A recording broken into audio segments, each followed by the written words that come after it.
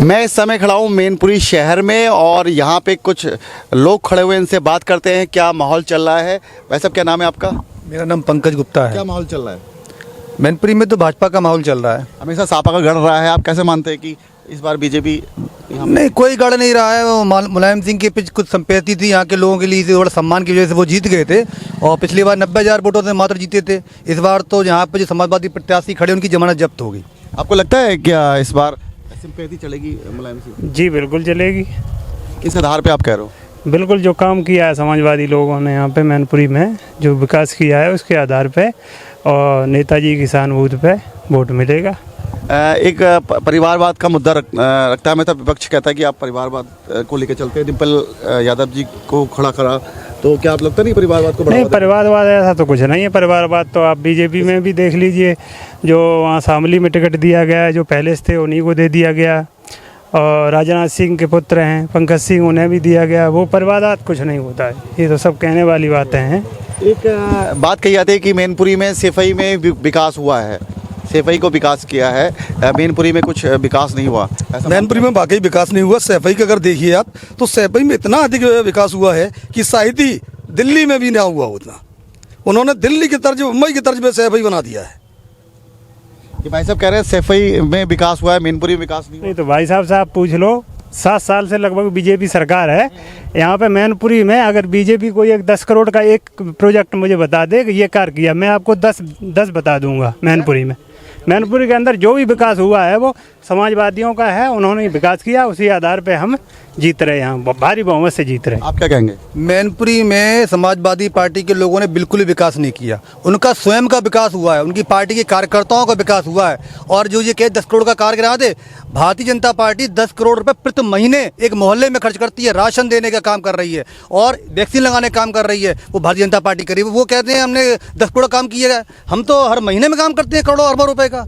इनका केवल समाजवादी पार्टियों को इनका विकास हुआ है और किसी का विकास नहीं हुआ है। सैफई में क्यों विकास हुआ? सैफई मैनपुरी का हिस्सा है भाई साहब। जब सापा गवर्नमेंट थी तो सैफई में विकास हुआ। अगर हम बीजेपी की बात करें, जहाँ तक ये दावा करते हैं ये लोग, सब लोग, कि बीजेपी वाले पक्षपात नहीं देखते, चाहे वो किसी की भी लोकसभा, किसी भी पार्टी का आता है लोकसभा में या सापा में, सब एक समान रूप से विकास करते हैं। पक्षपात सपा के भी नहीं देखते। जो हमने रोडें बनाई हैं सपा सरकार ने, क्या उस पर बीजेपी के लोग नहीं चलते? एक्सप्रेस वे बनाया, उस पर बीजेपी के नहीं जाते क्या? सैनिक स्कूल बनाया, उस पर बीजेपी के लोगों के बच्चे नहीं पढ़ते क्या? पक्षपात यहाँ भी नहीं है सब। तो कोई कमी रहेगी, कोई बीजेपी में कमी रहेगी कि काम आपको लग रहा है कि विकास? बीजेपी ने कोई काम किया ही नहीं सर, मैनपुरी के अंदर कोई कार्य नहीं। जो भी कार्य आपको मिलेगा वो सब सपा की देन है। बीजेपी ने कोई काम ही नहीं किया। बीजेपी ने बहुत काम किया है। आज पूरे आपने देखा होगा, पूरे प्रदेश में बिजली आ रही। बिजली की एक बहुत बड़ी समस्या थी, गुंडागर्दी की बहुत बड़ी समस्या थी। आज प्रदेश में कहीं भी गुंडागर्दी समस्या नहीं है। कल एक रिक्शे वाले से रात में अंजनी जो गाँव है, विशेष जाति समुदाय के लोगों का गाँव है, लोग जाने से डरते थे।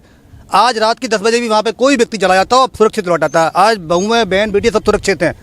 हम सुरक्षित ही नहीं रहेंगे तो हमारे लिए क्या होगा, विकास होगा? जिस सैफई की बात हमारे भाई कर रहे हैं वो इटावा जिले में है, मैनपुरी जिले का हिस्सा नहीं है। ये एक बात कह रहे हैं कि हमेशा जब सापा की गवर्नमेंट, जब चुनाव होते हैं तो सापा पे गुंडे का आरोप लगता है। बिल्कुल, घर यानी कि समझ लीजिए दिन में भी निकलना दूभर है। लोग दिन में भी लूट लेते हैं, रात की। जब चुनाव आते हैं ये आप पे आरोप क्यों लगाते हैं लोग? भाई साहब को पूछो, इनके साथ कभी कोई घटना हुई है एसपी गवर्नमेंट में?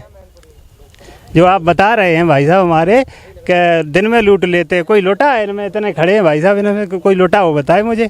ये तो मुद्दा है, एक चुनावी मुद्दा है। घिरोर से बस आ रही थी, उसमें लगभग 35 लोगों को यहाँ पर लूटा गया था घिरोर के पास में, और महिलाओं से बलात्कार हुआ था। किसी ने FIR तक नहीं लगाई डर की वजह से। उसमें सपा का शासन था और भाई साहब कह रहे कोई लुटा है। यहाँ पे तो कोई डर के मारे बोल भी नहीं पाता, लूट जाता है। लुटने वाला व्यक्ति बोल नहीं पाता है, बहन बेटी की आबरू उठ जाती है, वो डर के मारे चली जाती है, अपना घर छोड़ के चली, तार डाल के चले जाते हैं। ये बताएगा कौन के राज में? क्योंकि गुंडों की सरकार है, गुंडों का राज है।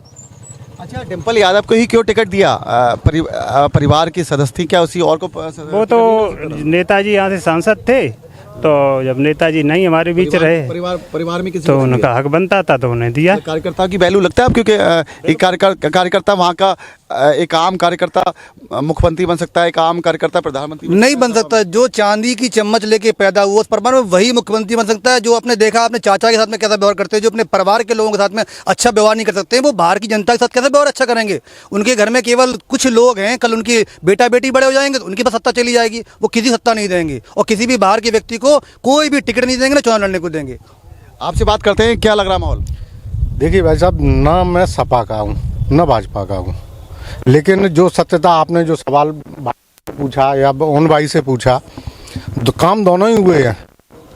अगर सपा ने विकास कराया तो गुंडाई भी की है यहाँ, और अगर बीजेपी का अगर जो माहौल इस समय चल रहा है वो गुंडाई को सिर्फ समाप्त करने वाला चल रहा है, और उसी का लाभ बीजेपी को मिलने जा रहा है।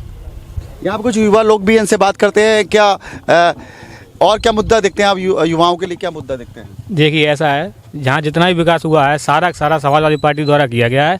आप यहाँ से बस अड्डा पे चले जाइए, बस अड्डा पे यहाँ जितना भी सड़कें ले लीजिए आप, जितना भी यहाँ रोजगार जितना भी हुआ है सपा सरकार में हुआ है, तो मेरा वोट तो सपा को जाएगा। तो ये जो विकास हुआ है, क्या 17 के पहले ही हुआ, उसके बाद कोई विकास नहीं हुआ? इससे 5वां 6ठा साल चल रहा है, कोई विकास उत्तर प्रदेश के 75 जिलों में विकास। अगर मेनपुरी की बात करें तो ये भाई साहब कह रहे हैं कोई विकास नहीं हुआ, तो 17 के बाद कोई विकास ही नहीं हुआ। विकास नहीं हुआ, एक एक रोडे देखिए आप दोबारा उन पे, इनके टाइम के तो गड्ढे हो गए। ये तो कह रहे सापा गवर्नमेंट में विकास हुआ 17 विकास। सड़कें तो भाई पहले भी पड़ी हुई थी, लेकिन उनको रिपेयर रीओवर करने के काम भाई गवर्नमेंट ने किया, लेकिन आज बीजेपी गवर्नमेंट उनको वो कर रही है। 5 साल छोड़ो 10 साल में भी नहीं टूटेगी। इनकी तो आज बन के आ रही, पीछे चौकड़ती हुई चली जा रही है। जो तो एक्सप्रेस वे बनाया, और एक एक सड़क का अगर कह दिया जाए 2-2 बार पेमेंट निकल गया भाई, ये तो पता ही नहीं चला। एक्सप्रेस वे पे आप चले जाइए और गिलास में पानी रख लीजिए, पेट का पानी तक नहीं हिलता है, गिलास में पानी कैसे चल जाएगा भाई? गड्ढे सड़क बैठ गई। नहीं, ये तो भाई गड्ढा नहीं, सड़क तो नहीं बैठी है। और केंद्र सरकार का लगभग 80% हर उसका, और बात करी जाए तो माननीय अटल बिहारी वाजपेयी जी ने हमारे रोड जोड़ने का कार्यक्रम किया था। ये रोड एक मिनट सुनिए आप, ये अटल बिहारी वाजपेयी जी की बात कर रहे हैं, मैं माननीय मुलायम सिंह जी की बात करता हूँ। जब वो मुलायम सिंह जी के पहले जो रक्षा मंत्री हुए हैं, शहीद जब हमारे फौजी भाई शहीद हो जाते थे तो उनकी टोपी और वो तिरंगे कफन आता था। हमारे माननीय मुलायम सिंह जी ने ये इतना किया है कि उनका पार्थिव शरीर घर पे आने लगा। ये माननीय मुलायम सिंह जी की देन है। अच्छा, पार्टी में लोकतंत्र बहुत जरूरी है कि जो कार्यकर्ता होते हैं वो नीचे से उठ के आना चाहिए। मैं आपसे एक बात पूछ रहा हूँ कि 10 अपने 5 टॉप लीडर के नाम बता दो सापा में। हमारे यहाँ कोई टॉप लीडर कोई कुछ नहीं होता। जो छोटे जमीनी स्तर का कार्यकर्ता भी टॉप लीडर का है और टॉप लीडर का भी जमीनी नाम चीन तो नाम बता दिए। नहीं, हमने आप अरे भाई क्यों? नरेश पटेल जी हैं, और उसके बाद में नहीं, ये तो परिवारवाद बात कर रहे हैं। ये तो पांच नाम इन लोगों का मैं इन लोगों नाम बता दिए। देखो, मैं किसी पार्टी से बिलोंग नहीं करता हूँ। मैं तो जो विकास कराएगा उसको वोट दूंगा मैं। ये 5 नाम नहीं बता पा रहे हैं, आप अपने 5 लीडर का नाम बता दो बड़े। नरेंद्र मोदी जी, राजनाथ सिंह जी, योगी आदित्यनाथ जी, आपके क्या नाम अमित शाह जी, हमारे क्या कहते हैं उनका माननीय अटल बिहारी वाजपेयी जी ले लीजिए, सके ऐसे कई हैं हमारे। तो इस बार लगता है कि आपको सिंपैथी चलेगी नहीं? सिंपैथी मुलायम सिंह अब नहीं रहे यहाँ पर, और सिंपैथी नहीं। एक चीज़ तो है कि माननीय मुलायम सिंह यादव जी हमारे सबके परम श्रद्धेय थे, किसी से मतलब नहीं, सपा भाजपा कोई जातवाद से मतलब नहीं है, वो सबके सम्मानीय थे। लेकिन अब उनके जाने के बाद परिस्थिति बदल चुकी है। मैनपुरी सापा का गढ़ रहा है और मुलायम सिंह लगातार यहाँ पे MP रहे। बीजेपी की बात करें तो बीजेपी कभी स्ट्रांग लड़ी नहीं उनके साथ, तो क्या आपको लगता है कि बीजेपी भी इस बार ज़्यादा स्ट्रांग नहीं लड़ेगी और छोड़ने के मूड में रहेगी जैसे पिछली बार भी रहते हैं? नहीं, बीजेपी तो हर बार स्ट्रांगली लड़ती है, लेकिन दुर्भाग्य उनका ऐसा है कि एक भी बार इन्हें यहाँ से जीत का सेहरा नहीं बंधा है, और उम्मीद करता हूँ आगे भी इनका होने वाला नहीं है। यहाँ माहौल पूरा समाजवादियों का है और जात पात से ऊपर उठ के सारे लोग वोट कर रहे हैं समाजवादी पार्टी को, आदरणीय डिम्पल यादव जी को। तो ये लोग थे, इनसे चर्चा करी। तो देखते हैं आगे चल के कि रघु जी का राज चलेगा या डिम्पल यादव का परिवारवाद चलेगा। और ये 5 तारीख को यहाँ पे वोटिंग होगी और काउंटिंग 8 तारीख को होगी। मैं आपको लगातार लोग से चर्चाएं करता रहूँगा। मैं आवाज़ इंडिया के लिए मैनपुरी से अमित वर्मा। हर छोटी बड़ी खबर के लिए चैनल को सब्सक्राइब करें और बेल आइकन दबाना ना भूलें।